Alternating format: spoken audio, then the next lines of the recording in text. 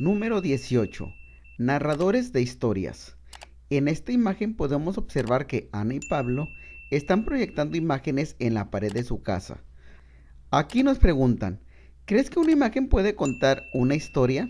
Bueno, una imagen no, ¿verdad? Pero varias imágenes sí. Por ejemplo, aquí Ana y Pablo tienen una nave espacial, tienen un astronauta, podemos ver un planeta. Con estas imágenes ellos ya pueden narrar o pueden inventar una historia.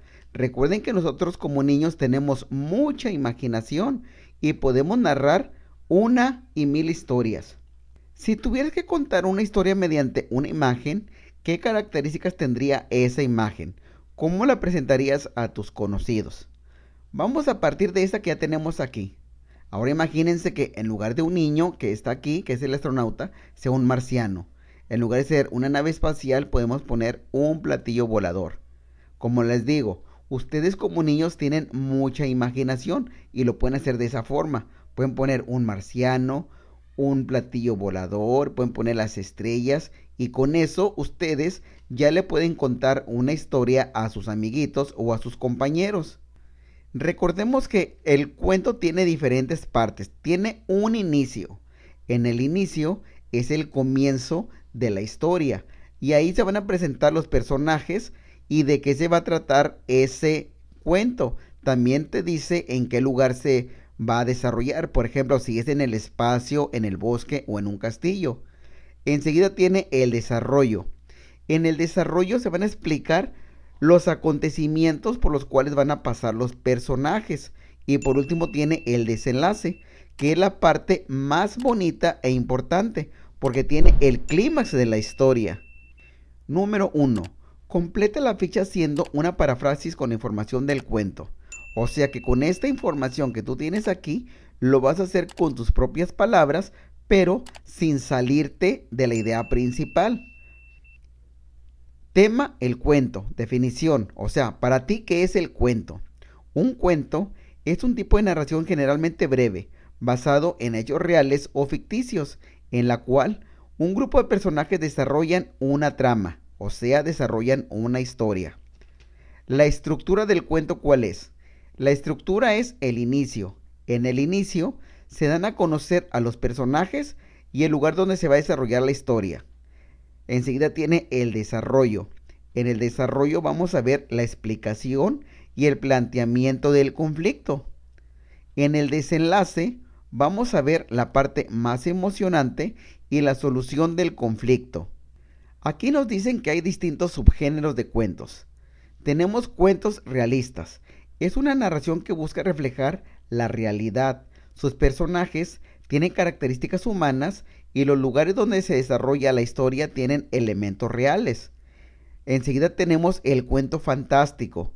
En él vamos a ver una narración que cuenta una historia imaginaria como si hubiera sido real. Tiene elementos de la realidad, como seres humanos o ciudades que sí existen, pero mezclados con fantasía. Enseguida tenemos el cuento de hadas. Es una narración ficticia, o sea que nada es cierto, y tiene elementos como hadas, duendes y bosques encantados. También tenemos el cuento de terror. Es una narración ficticia con personajes y lugares cuya función es causar espanto o terror en el lector. En el punto número 2 vamos a completar la tabla con los nombres de los subgéneros de cuentos. Nos dan las características. Es una narración que cuenta una historia. Tiene elementos como seres humanos o naves espaciales o duendes.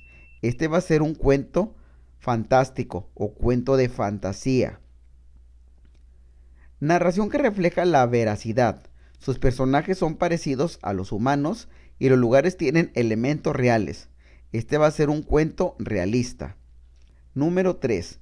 Dibuja una carita feliz en los fragmentos de cuentos realistas y fantásticos y una carita de marciano en los de terror y en los cuentos de hadas.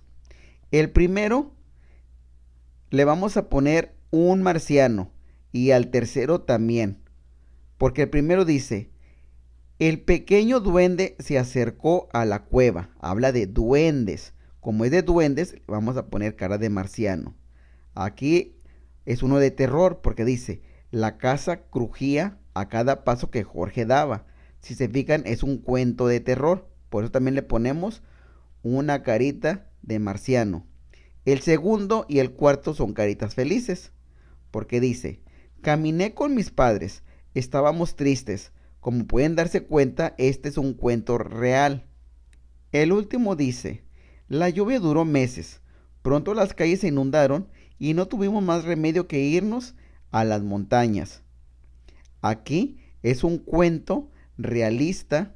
Cuando nosotros escribimos o leemos cuentos, podemos observar que los verbos los vamos a ver en tiempo pretérito, en copretérito y también en el presente. Cuando hablamos de verbos en tiempo pretérito, son acciones que ya pasaron y que ya terminaron. En cambio, en las de copretérito indican una acción también pasada, pero que se quedó inconclusa. Por último tenemos el tiempo presente. Es lo que estamos haciendo en el momento. Número 4. Lee el cuento y subraya los verbos. Jacinto nació en un pequeño pueblo de la costa de Guerrero. Tenía 7 años y 2 hermanos. Los hermanos eran María y Javier, aunque ellos eran 5 y 7 años mayores que él. Jugaban a las atrapadas y al fútbol.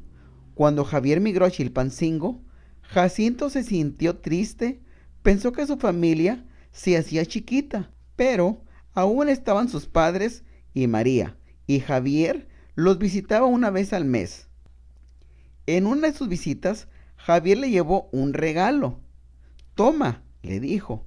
¿Qué es? Respondió Jacinto. Una foto mía. Gracias. Así siento que ya te extraño menos. En el punto número 4, primero nos dicen que leamos el cuento. Ya lo leímos. Ahora vamos a subrayar todos los verbos que encontremos. ¿Cuáles son los verbos? Son las acciones que tú puedes hacer o las acciones que ya hiciste. Aquí tenemos nació, tenía, eran, jugaban, migró, sintió, pensó, hacía, estaban, visitaba, llevó, dijo, respondió, siento, extraño. Ahora en el punto número 5 vamos a clasificar los verbos del texto. Vamos a ver cuáles son del tiempo presente, o sea, lo que está haciendo en el momento. Aquí, como puedes observar, dice, gracias, así siento, o sea, ahorita, en este momento, es el presente. Ya te extraño menos. Aquí estos dos están en presente, siento y extraño. Enseguida tenemos el pretérito. Recuerden que el pretérito son cosas del pasado y que ya terminaron. Él nació, migró, pensó y sintió. Todas esas cosas ya pasaron y concluyeron.